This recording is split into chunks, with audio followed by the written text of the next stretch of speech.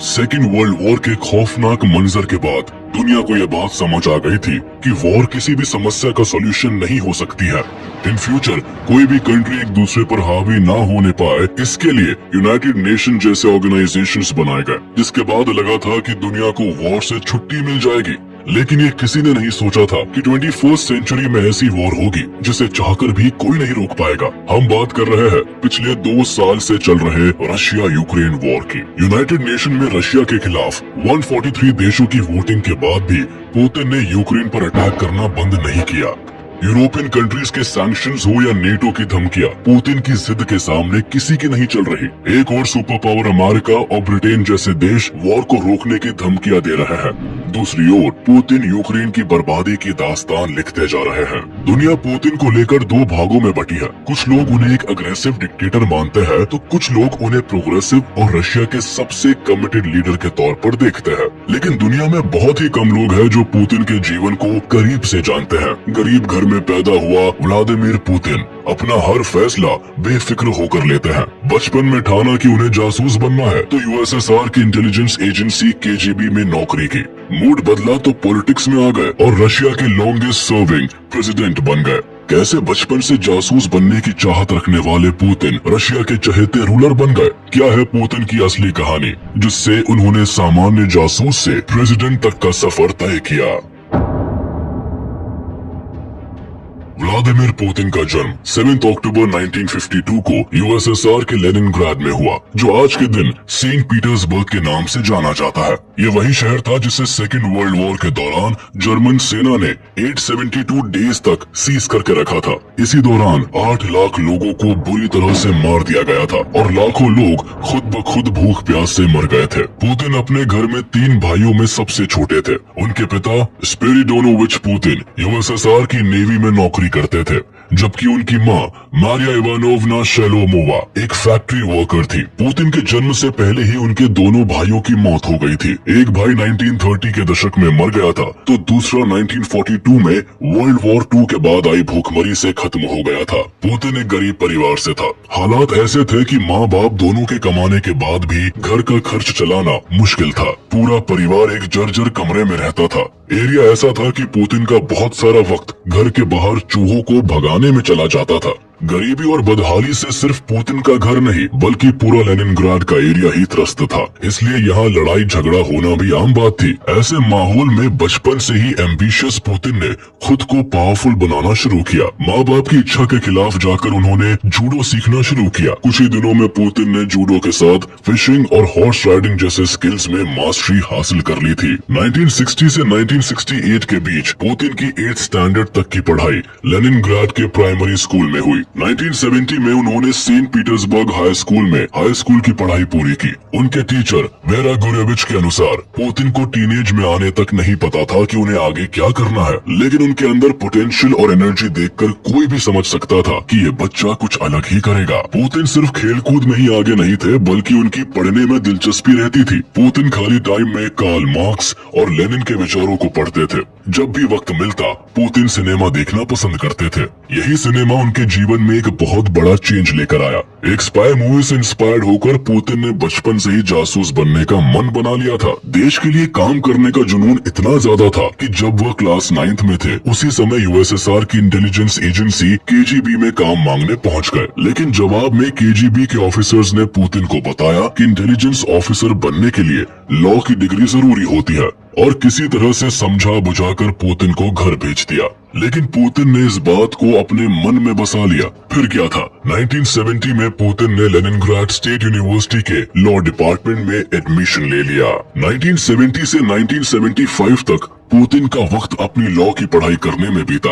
Finally 1975 में उन्होंने अपनी डिग्री पूरी कर ली थी। अब सवाल था नौकरी का, और 23 साल के पुतिन को 1975 में ही केजीबी में नौकरी मिल गई। पुतिन के लिए ये जॉब किसी सपने के पूरा होने जैसा था। 10 साल तक अपने होम टाउन लेनिनग्राड में नौकरी करने के बाद 1985 में व्लादिमीर पुतिन को ईस्ट जर्मनी के ड्रेसडेन शहर में एज अ जर्मन ट्रांसलेटर भेजा गया। उन दिनों केजीबी को जर्मन लैंग्वेज जानने वाले ऑफिसर्स की जरूरत थी, क्योंकि उस समय जर्मनी ईस्ट और वेस्ट दो भागों में बटा हुआ था। सेकेंड वर्ल्ड वॉर के बाद ईस्ट का एरिया यूएसएसआर के कब्जे में था, तो दूसरी ओर वेस्ट में अमेरिका, फ्रांस और इंग्लैंड का इन्फ्लुएंस था। ईस्ट जर्मनी के अंदर पॉलिटिक्स से जुड़े लोग ईस्ट जर्मनी के खिलाफ कोई कदम न उठाने पाए, इसलिए उन पर नजर रखने के लिए जर्मनी में एक और सीक्रेट पुलिस एजेंसी स्टासी भी काम कर रही थी, जिसका पूरा नाम था ministry for state security. As a German translator Putin के शानदार काम और इंटेलिजेंस की चर्चा पूरे केजीबी ऑर्गेनाइजेशन में होने लगी, और यही वजह थी जल्द ही केजीबी के बिहाफ पर पुतिन ने स्टासी के साथ एज ए पुलिस ऑफिसर भी काम किया, जहां वो जर्मनी के अंदर यूएसएसआर के खिलाफ होने वाले एक्शंस पर नजर रखने लगे। और इसी के चलते कुछ ही दिनों में नेटो के प्लान को ट्रैक करने की रिस्पॉन्सिबिलिटी भी पुतिन के हाथ में आ गई थी। जल्द ही केजीबी के ड्रेसडेन ऑफिस में किसे रिक्रूट करना है, किसका ट्रांसफर करना है, सारी अथॉरिटीज पुतिन के अंडर में आ चुकी थी। उस समय जर्मनी पर 4 देशों का कब्जा था। वर्ल्ड वॉर 2 खत्म होने के बाद वेस्ट जर्मनी में अमेरिका, फ्रांस और ब्रिटिश का इन्फ्लुएंस था। दूसरी ओर ईस्ट जर्मनी यूएसएसआर के अंडर में था। शुरुआत से ही ईस्ट जर्मनी में रहने वाले लोग अपने ऊपर यूएसएसआर के कब्जे से खुश नहीं थे। उन्हें लगता था कि यूएसएसआर की गवर्नमेंट उनके लिए कुछ नहीं कर रही है, इसलिए वे अमेरिका के इन्फ्लुएंस वाले वेस्ट जर्मनी से मिलना चाहते थे। ये बात भी सच थी कि उस समय अमेरिका ने अपनी क्रेडिबिलिटी बढ़ाने के लिए वेस्ट जर्मनी में खूब पैसा खर्च किया था, और वहाँ के लोग ईस्ट जर्मनी के कंपैरिजन में ज्यादा सुकून से रहते थे। इसलिए बेटर लाइफ की तलाश में हजारों लोग ईस्ट जर्मनी छोड़कर वेस्ट जर्मनी जाने लगे थे। उस समय जर्मनी के बर्लिन शहर में माहौल काफी खराब हो गया था। लगातार माइग्रेशन बढ़ने से यूएसएसआर ने बर्लिन में एक वॉल बना दी थी, ताकि ईस्ट जर्मनी के लोगों को वेस्ट जर्मनी जाने से रोका जा सके। लेकिन ये बर्लिन वॉल भी ईस्ट जर्मनी के लोगों को रोक नहीं पाई। जल्द ही ईस्ट जर्मनी के लोग बर्लिन वॉल के खिलाफ खड़े होने लगे, एंड फाइनली 9 नवंबर 1989 को एक साथ हजारों लोगों की भीड़ ने बर्लिन की दीवार को गिरा दिया। जिस समय बर्लिन की दीवार तोड़ी गई, उस समय पुतिन केजीबी के ईस्ट जर्मनी के ड्रेसडेन ऑफिस में तैनात थे। बर्लिन में दीवार गिराए जाने के बाद भड़की भीड़ ने उनके ऑफिस पर अटैक कर दिया। खतरा देखकर पुतिन ने ड्रेसडेन में ही यूएसएसआर के मिलिट्री हेडक्वार्टर से मदद की मांग की। जवाब में उन्हें कोई मदद नहीं पहुंचाई गई, और यहाँ तक कहा गया कि जब तक मॉस्को से ऑर्डर नहीं आएगा तब तक हम किसी प्रकार की मदद नहीं करेंगे। उस समय पुतिन के पास 2 ही ऑप्शंस थे, या तो भीड़ के सामने सरेंडर कर देते या फिर किसी तरह भागकर अपनी जान बचाते। लेकिन पुतिन के मन में भागने का ख्याल तक नहीं आया। परीक्षा की घड़ी में पुतिन ने भीड़ से लोहा लेने का फैसला कर लिया। वो ऑफिस से निकलकर भीड़ के सामने आकर खड़े हो गए। फिर उन्होंने तेज आवाज में भीड़ को संबोधित करते हुए कहा, अगर कोई भी आदमी आगे बढ़ता है तो अंदर हथियारों से उनके गार्ड फायरिंग करना स्टार्ट कर देंगे। पुतिन की बातों में इतना कॉन्फिडेंस था कि एक भी आदमी की आगे बढ़ने की हिम्मत नहीं हुई। देखते ही देखते पूरी भीड़ वापस लौट गई। उस दिन पुतिन ने केजीबी ऑफिस और खुद को तो बचा लिया था, लेकिन उनके मन में अंदर ही अंदर ये बात खटकने लगी थी कि आखिर उन्हें बचाने के लिए मॉस्को ने किसी को क्यों नहीं भेजा। ये बात पुतिन के लिए किसी हादसे से कम नहीं थी। जो इंसान अपने देश के लिए कुछ भी कर गुजरने को तैयार था, जब उस पर मुसीबत आई तब मॉस्को ने उन्हें मरने के लिए छोड़ दिया था।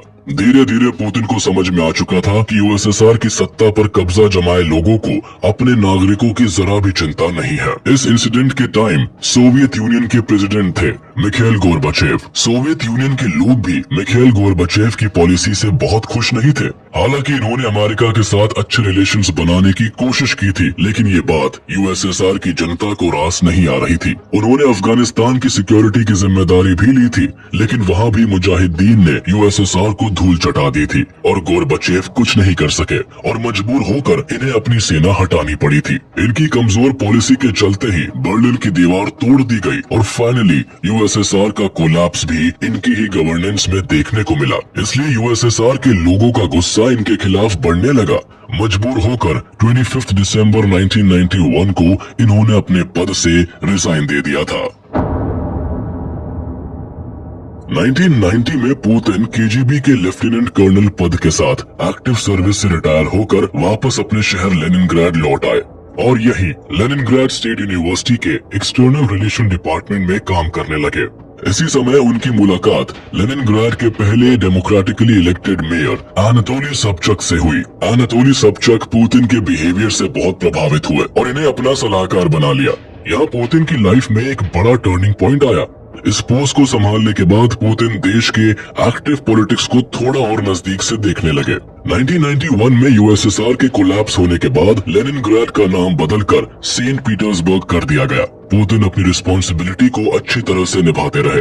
उनके शानदार काम के चलते 1994 में पुतिन को सेंट पीटर्सबर्ग का डेप्यूटी मेयर बना दिया गया और यहीं से पुतिन की पॉलिटिक्स में ये पहली एंट्री होती है। सत्ता हाथ में आने के साथ ही शहर के अंदर पुतिन ने शानदार काम करना स्टार्ट किया। ढूंढ कर करप्ट अधिकारियों को सस्पेंड किया गया। कुछ ही दिनों में सेंट पीटर्सबर्ग के अंदर पुतिन की इमेज एक साफ लीडर के रूप में बन चुकी थी। लेकिन 1996 में सेंट पीटर्सबर्ग में मेयर का इलेक्शन हुआ और इस बार सोबचक इलेक्शन हार जाते हैं। सोबचक के हारने के बाद पुतिन की कुर्सी भी चली जाती है। केजीबी में काम करने से और सेंट पीटर्सबर्ग के डेप्यूटी मेयर रहने के कारण पुतिन की जान पहचान मॉस्को के बड़े लीडर्स और ऑफिसर्स के साथ हो गई थी। डेप्यूटी मेयर की कुर्सी जाने के बाद पुतिन इसका फायदा लेते हुए मॉस्को शिफ्ट हो गए। मॉस्को में उनकी मुलाकात वैलेंटीन युमाशेव से होती है। वैलेंटीन युमाशेव उस समय रशिया के प्रेसिडेंट बोरिस येल्सिन के दामाद थे। पुतिन की पर्सनालिटी और उनकी कार्यशैली को देखकर वैलेंटीन युमाशेव बहुत प्रभावित हुए और उन्होंने व्लादिमीर पुतिन की मुलाकात प्रेसिडेंट बोरिस येल्सिन से करवाई। 26 मार्च 1997 में बोरिस येल्सिन ने पुतिन को प्रेसिडेंशियल स्टाफ में डेप्यूटी चीफ बना दिया। बोरिस येल्सिन लिमिट से ज्यादा शराब पीते थे और उनकी पब्लिक इमेज भी अच्छी नहीं थी। प्रेसिडेंट डेकोरम नाम की कोई चीज उन्हें नहीं पता थी। नशे में वो लोगों के बीच नाचना शुरू कर देते थे। इनके नाम करप्शन के कई मामले भी दर्ज थे और जैसे जैसे वक्त बढ़ रहा था बोरिस येल्सिन के ऊपर करप्शन के मामले भी बढ़ते चले जा रहे थे। एक समय ऐसा आया जब बोरिस येल्सिन को रशिया में करप्शन का नया चेहरा माना जाने लगा था, जिसके चलते रशिया के लोग इनसे काफी नाराज थे। लेकिन दूसरी तरफ पुतिन लगातार सफलता की सीढ़ियां चढ़ते जा रहे थे। पुतिन लेनिनग्राडर अनातोली चुबायस के काफी करीब आ गए और उनका भरोसा जीत लिया और उसके साथ ही वो एडमिनिस्ट्रेटिव पोजीशंस पर प्रमोट होते चले गए। अपने अच्छे काम और डेडिकेशन की वजह से देखते ही देखते पुतिन सिक्योरिटी काउंसिल के सेक्रेटरी बन गए, जो कि रशिया की हाईएस्ट सिविलियन सर्विस रैंक थी। पुतिन को बोरिस येल्सिन के हालात की अच्छी खबर थी। साथ ही केजीबी में काम करने की वजह से वो प्रेसिडेंशियल पावर्स को बहुत अच्छी तरह समझते थे और इसी वजह से जैसे ही उनके हाथ में प्रेसिडेंट के साथ काम करने का मौका लगा तब उन्होंने खुद को पूरी तरह से रशियन पॉलिटिक्स में इन्वॉल्व कर लिया। बोरिस येल्सिन को शराब पीने से फुर्सत नहीं थी और ऐसे में अब बोरिस येल्सिन के ज्यादातर काम पुतिन संभालते थे। पुतिन ने अपने डिसीजन मेकिंग स्किल को पूरी तरह यूज करना स्टार्ट कर दिया, जिसका असर ये हुआ कि कुछ ही दिनों में बोरिस येल्सिन के सारे काम सही तरीके से होने लगे। देश के बदलते हालातों की वजह से बोरिस का पुतिन के ऊपर विश्वास बढ़ता चला गया। अपनी शानदार लीडरशिप और अग्रेसिव थॉट प्रोसेस की बदौलत कुछ ही दिनों में पुतिन ने बोरिस येल्सिन का पूरा भरोसा जीत लिया।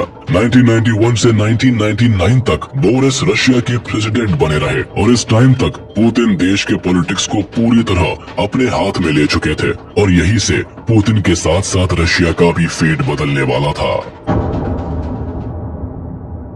9 अगस्त 1999 को राष्ट्रपति येल्सिन ने पुतिन को रशियन फेडरेशन गवर्नमेंट का एक्टिंग प्राइम मिनिस्टर बना दिया। रशिया में हुए इस बड़े पावर शिफ्ट के बाद पुतिन को असल मायनों में अब पावर मिली थी। यूएसएसआर के कोलैप्स होने के बाद से चेचनिया ने खुद को एक इंडिपेंडेंट स्टेट घोषित कर लिया था और लगातार रशिया के साथ कॉन्फ्लिक्ट में उलझा हुआ था। कहने को तो चेचनिया फ्री था, लेकिन रशिया का इन्फ्लुएंस यहाँ कम नहीं हुआ था और यही कारण था आए दिन दोनों देशों के बीच सालों से कॉन्फ्लिक्ट चल रहा था।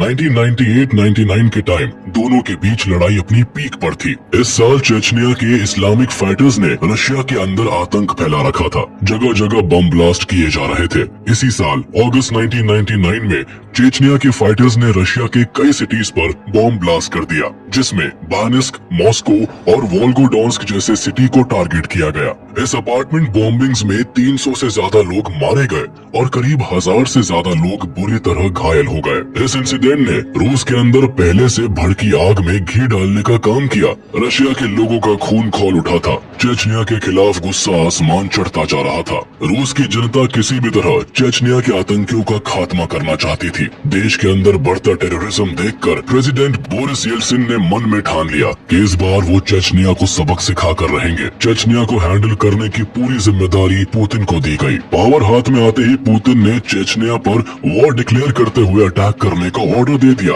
पुतिन ने कहा अब चेचनिया पर मॉस्को का शासन होगा। हजारों की संख्या में मिलिट्री चेचनिया में एंटर करती है। अस्पताल, स्कूल, सिविलियन जो भी रशियन मिलिट्री के सामने आता है उसे डिस्ट्रॉय कर दिया जाता है। रशिया के इस वॉर से चेचनिया के अंदर तबाही का मंजर फैल चुका था। 80,000 से ज्यादा लोग मौत के घाट उतार दिए गए थे। इस वॉर को सेकेंड चेचन वॉर के रूप में जाना जाता है। रशियन सैनिकों के हेलमेट पर कैमरा लगा दिया गया था जिससे रशिया के लोगों को पता चल सके कि कैसे 300 रशियन लोगों की जान का बदला चेचनिया की बर्बादी से लिया गया था। इस खतरनाक रिवेंज से रशिया के अंदर पुतिन की एक नई इमेज सामने आई। रशिया के अंदर लोग पुतिन को हीरो के तौर पर देखने लगे थे। इस घटना के 2 महीने बाद ही दिसंबर 1999 में बोरिस येल्सिन ने प्रेसिडेंट पोजीशन से अचानक रिजाइन दे दिया। उस वक्त तक पुतिन की पॉपुलैरिटी पूरे रशिया में फैल चुकी थी। इसके अलावा पुतिन बोरिस येल्सिन के करीबी तो थे ही, इसलिए 31 दिसंबर 1999 को पुतिन को रशिया का इंटरिम प्रेसिडेंट बनाया गया। मार्च 2000 में रशिया में प्रेसिडेंशियल इलेक्शंस हुए। रशिया की जनता ने पुतिन पर अपना पूरा विश्वास दिखाया। इलेक्शन के रिजल्ट में 53% वोट के साथ पुतिन पहली बार प्रेसिडेंट बने। कुर्सी संभालते ही पुतिन ने रशिया के अंदर शानदार काम करना स्टार्ट कर दिया। इसके बाद उन्होंने रशिया से करप्शन को खत्म करने की कसम खा ली। करप्ट लोगों पर नकेल कसी जाने लगी, सेना मजबूत होने लगी, लोगों की इनकम बढ़ने लगी, देश की जीडीपी में इजाफा हो रहा था और पुतिन के प्रेसिडेंट बनने का लाभ धीरे धीरे जनता को भी मिलने लगा था। जो लोग भूखे मरने की हालत में थे खुशहाल जिंदगी जीने लगे। महंगाई घट रही थी, लोगों की आमदनी बढ़ गई थी। दरअसल इन सब के पीछे का कारण कुछ और भी था। उस समय इंटरनेशनल लेवल पर रशिया के ऑयल की डिमांड दुनिया भर में बढ़ रही थी। डिमांड बढ़ने के साथ साथ तेल की कीमतों में भी इजाफा हो रहा था, जिसमें रशिया के लोगों की इनकम भी बढ़ने लगी और गरीबी मिटती चली गई। पुतिन को प्रेसिडेंट बनने के बाद रशिया के अंदर हुए इस चेंज से पुतिन को एक ग्रेट लीडर के रूप में देखा जाने लगा, जिसका इम्पैक्ट देखने को मिला साल 2004 में हुए अगले प्रेसिडेंशियल इलेक्शंस में। इस बार पुतिन को 71% वोट मिले और वो दोबारा रशिया के प्रेसिडेंट बने। लगातार मिल रही जीत से इतना तो तय हो गया था कि पुतिन ही अब रशिया के सर्वो सर्वा है। रूस का कॉन्स्टिट्यूशन एक आदमी को लगातार सिर्फ 2 बार प्रेसिडेंट बनने की इजाजत देता था। 2000 और 2004 में प्रेसिडेंट बनने के बाद पुतिन के 2 कार्यकाल पूरे हो चुके थे। रशिया में पुतिन के विरोधियों को लगता था कि 2008 के इलेक्शन में वो क्रेमलिन से बाहर हो जाएंगे, लेकिन पुतिन के दिमाग में कुछ ऐसा चल रहा था जिसके बारे में कोई सोच भी नहीं सकता था। मार्च 2008 के इलेक्शंस में पुतिन ने अपने करीबी दिमित्री मेदवेदेव को प्रेसिडेंशियल कैंडिडेट बनाया। पुतिन के इन्फ्लुएंस से दिमित्री मेदवेदेव इलेक्शन जीतकर प्रेसिडेंट बने और पुतिन प्राइम मिनिस्टर बन गए। पुतिन के इस मास्टर स्ट्रोक से पुतिन के विरोधी चारों खाने चित हो गए थे। पुतिन और दिमित्री मेदवेदेव ने मिलकर सितंबर 2011 में रशिया के कॉन्स्टिट्यूशन में बदलाव किया। अब तक जहां प्रेसिडेंट का कार्यकाल 4 साल होता था, इसे बढ़ाकर 6 साल कर दिया। 2012 में एक बार फिर रशिया के अंदर प्रेसिडेंशियल इलेक्शन की तैयारियां शुरू हो गई थी। पुतिन तीसरी बार प्रेसिडेंट बनने के लिए तैयार थे। रशिया के कॉन्स्टिट्यूशन के अनुसार लगातार 2 बार से अधिक प्रेसिडेंट बनने पर रोक थी, लेकिन ये कहीं भी मेंशन नहीं किया गया था कि 3 बार कोई प्रेसिडेंट नहीं बन सकता है। यही कारण था पुतिन ने तीसरी बार उम्मीदवारी ठोक कर अपने प्रचार प्रसार में जुट गए थे। इससे उन लोगों के मंसूबों पर पानी फिर गया था जो पुतिन को रशियन पॉलिटिक्स से बाहर देखना चाहते थे। लिहाजा रशिया के अलग अलग शहरों में ऑपोजिशन पार्टी के नेताओं द्वारा पुतिन के खिलाफ प्रोटेस्ट किया गया, लेकिन ये प्रोटेस्ट पुतिन का बाल भी बाका नहीं कर पाया। जनता ने फिर पुतिन का साथ दिया। मार्च 2012 में तीसरी बार पुतिन रशिया के प्रेसिडेंट बने। इसी तरह से 2018 में पुतिन 4th टाइम रशिया के प्रेसिडेंट बने। रशिया में प्रेसिडेंट को हेड ऑफ स्टेट का दर्जा दिया जाता है। यहाँ के कॉन्स्टिट्यूशन के अनुसार सबसे ज्यादा पावर प्रेसिडेंट के हाथ में होती है। यहाँ तक कि जजेस भी प्रेसिडेंट की मर्जी से चुने जाते हैं। कहने को तो रशिया डेमोक्रेटिक कंट्री है और यहाँ कोई भी इलेक्शन लड़ सकता है, लेकिन इसके बावजूद इलेक्शन का रिजल्ट हमेशा पुतिन के ही पक्ष में आता है। जिस तरह बॉर्डर के बाहर पुतिन किसी की नहीं सुनते, ठीक वैसे ही रशिया के अंदर भी पुतिन के खिलाफ बोलने वाले लोगों के लिए कोई जगह नहीं है। पहली बार प्रेसिडेंट बनने के बाद जब रशिया के रिचेस्ट मैन मिखाइल खोडोरकोवस्की ने पुतिन से बगावत करने की कोशिश की तो 2003 में उनके खिलाफ फ्रॉड और टैक्स चोरी का आरोप लगा दिया गया और 2005 में उन्हें सालों के लिए जेल में भेज दिया गया। उनकी ऑयल एंड गैस की कंपनी यूकोस की सारी प्रॉपर्टी को मार्केट से भी कम वैल्यू में नीलाम कर दिया गया। पुतिन के रशिया में कंट्री के खिलाफ जाने पर सीधे सजा मौत होती है। जर्नलिस्ट आना पोलितकोवेस्किया इसका सबसे अच्छा एग्जाम्पल है, जिन्होंने अपने रिपोर्ट में चेचनिया के अंदर ह्यूमन राइट्स के उल्लंघन पर सवाल उठा दिया था, जिसके बाद 7 अक्टूबर 2006 को मॉस्को में अपने अपार्टमेंट में एंट्री करते समय उन्हें मार दिया गया। ऐसा ही देखने को मिला 23 जून 2023 को, जब रशिया के private military partner Wagner group के चीफ एवजेनी प्रिगोजिन ने रशियन आर्मी से बगावत कर दी थी। पुतिन ने प्रिगोजिन से मिलकर मामले को शांत तो कर लिया था, लेकिन ठीक 2 महीने के बाद 23 अगस्त 2023 को उनका बिजनेस जेट क्रैश हो जाता है, जिसमें उनके साथ अन्य 9 लोग भी सवार रहते हैं। इस घटना के बाद अटकलें लगाई जा रही थी कि यह दुर्घटना नहीं थी, बल्कि प्रिगोजिन को मारने के लिए एक सोची समझी हुई चाल थी। रशिया की बागडोर पुतिन के हाथ में आते ही रशिया के अंदर कई इनक्रेडिबल चेंजेस देखने को मिलने लगे। यूएसएसआर के कोलैप्स के बाद अलग हुए ज्यादातर देशों में वेस्टर्न कंट्रीज, खासकर अमेरिका का इन्फ्लुएंस बढ़ रहा था। इससे रशिया के सामने अपनी बाउंड्रीज को सिक्योर रखने का चैलेंज था। पुतिन जब से सत्ता में आए हैं, उनकी एक नजर बाउंड्रीज पर ही रही। फिर चाहे अगस्त 2008 में जॉर्जिया पर कब्जा करना हो, 2011 में लीबिया से वॉर लड़ना पड़ा हो या 2014 में यूक्रेन के शहर क्रीमिया पर कब्जा करना हो, पुतिन ने अपने इरादे साफ कर दिए हैं। देश की सिक्योरिटी से बढ़कर उनके लिए कुछ भी नहीं है और यही कारण है पूरी दुनिया की खिलाफत के बाद भी पुतिन 2022 से लगातार यूक्रेन के साथ आर्म्ड कॉन्फ्लिक्ट में उलझा हुआ है।